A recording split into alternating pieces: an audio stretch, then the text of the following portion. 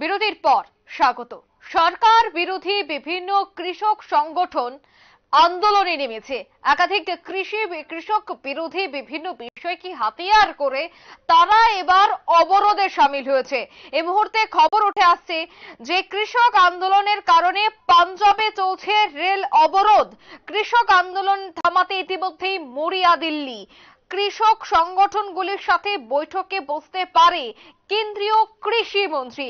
অর্থাৎ নির্বাচনের প্রাক মুহূর্তেই সরকার বিরোধী কৃষক আন্দোলনের কারণে পাঞ্জাবে ইতিমধ্যে রেল পরিষেবা বন্ধ, রেল রাস্তা অবরোধ করে বসেছে কৃষক সংগঠনগুলি। সে বিষয় নিয়ে আমি বিস্তারিত জানবো। টেলিফোন লাইনে রয়েছে বার্তা সম্পাদক দেবব্রত চক্রবর্তী। দেবব্রত দাস, সামনে রয়েছে লোকসভা ভোট এবং তারই আগে এই যে কৃষক আন্দোলন, সরকার বিরোধী কৃষক আন্দোলন, কতটা চ্যালেঞ্জের মুখে পড়তে হবে শাসক দলকে এই একেবারে নির্বাচনের প্রাক মুহূর্তে? একটা ভালো একটা কথা বলেছো অঙ্কিতা। বিষয়টি হচ্ছে শুধুমাত্র দিনক্ষণ ঘোষণা বাকি, ইতিমধ্যে কিন্তু প্রস্তুতিটা শুরু হয়ে গেছে এই তোমার লোকসভা নির্বাচনের।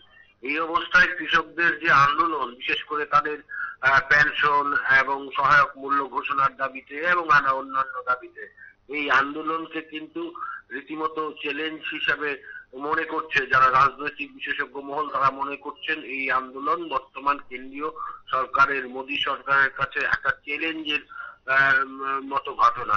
এতে যে অবশ্যই যদি পরিস্থিতি অনুকূলে না থাকে, এতে যে একটা ভোটের বাক্সে প্রভাব পড়বে সে ব্যাপারে বলার কোনো অপেক্ষা রাখে না। এই পরিস্থিতিতে কিভাবে কেন্দ্র এই বিষয়টাকে তোমার মোকাবিলা করে, সেটাই এখন লক্ষণীয় ব্যাপার।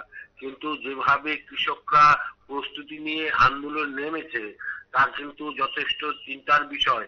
আগেই কিন্তু কৃষকরা ঘোষণা দিয়েছেন যে তারা 6 মাসের খাওয়া খাদ্য নিয়ে এই আন্দোলনে সামিল হয়েছেন এবং অনির্দিষ্টকালের জন্য তারা এই আন্দোলন চালিয়ে যাবেন। এই যে চ্যালেঞ্জ, পাল্টা চ্যালেঞ্জ ছুড়ে দেওয়া কেন্দ্রীয় সরকারকে, এটা কিন্তু আসন্ন লোকসভা নির্বাচনের আগে কেন্দ্রীয় সরকারের কাছে একটা বড়সড় চ্যালেঞ্জ। এর মধ্যে তোমার যে বিষয়টি আরো তোমার গুরুত্বপূর্ণ, তাৎপর্যপূর্ণ, পাঞ্জাব, হরিয়ানা এইসব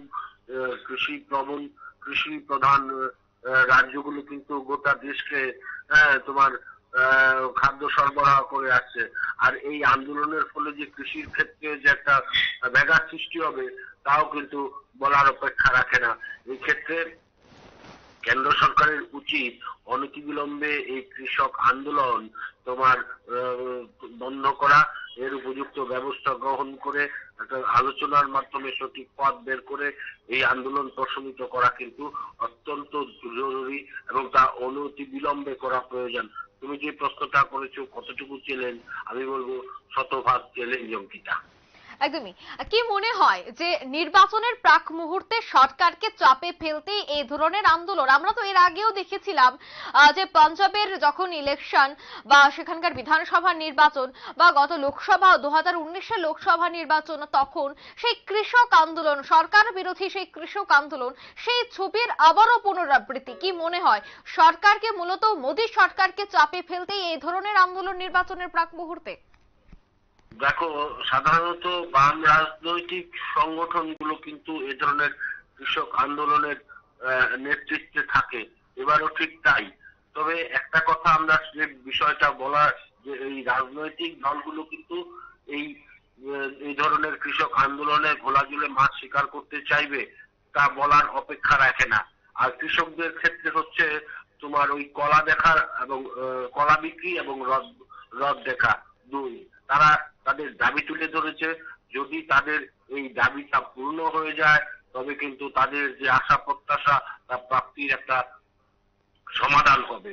পাশাপাশি তারা যারা এই বাম আন্দোলনের সঙ্গে যুক্ত বা অন্যান্যরা, তাদের যে রাজনৈতিক উদ্দেশ্য সেটাও কিন্তু সফল হওয়ার একটা সম্ভাবনা থেকে যাচ্ছে। তবে কেন্দ্রীয় সরকার অনতিবিলম্বে কি করে এই কৃষক আন্দোলন প্রশমিত করে সেটাই এখন বড় বিষয়। সুতরাং রাজনৈতিক চাপ যে একটা রয়েছে সে ব্যাপারে সন্দেহের কোনো কারণ নেই। এটা রাজনৈতিক খেলার অবশ্যই আছে। তবে এই ক্ষেত্রে কৃষকরাও কিন্তু যথেষ্ট সতর্ক। একটা অংশের কৃষক তুমি যারাই এখানে আন্দোলন করছে তোমার না বুঝে না শুনে সেটা করছে তা ভাবনার কোনো কারণ নেই। তবে বিশৃঙ্খলা তৈরি করার একটা অংশ কিন্তু বরাবরই থাকে, তাদের দিকে একটু অধিক নজর রাখতে হবে, সেটাই বলার। এবং অবশ্যই তুমি যে প্রশ্নটা করলে কতটুকু চাপ চাপ থাকবে কেন্দ্রের উপর, সে ব্যাপারে সন্দেহের কোনো কারণ নেই, যথেষ্ট চাপ রয়েছে অঙ্কিতা। একদম ধন্যবাদ দেবব্রত দা। কৃষক আন্দোলনকে থামাতে ইতিমধ্যেই মরিয়া মোদী সরকার। কৃষক সংগঠনগুলির সাথে বৈঠকে বসতে পারেন কেন্দ্রীয় কৃষি মন্ত্রী। একাধিক বিষয় নিয়ে কৃষকদের সাথে আলোচনার মাধ্যমে যেন গোটা বিষয়টির সমাধান করা হয়, তারই এক প্রকার চেষ্টা। নিয়ে নিচ্ছে ছোট্ট একটি বিজ্ঞাপন বিরতি, সঙ্গে থাকুন।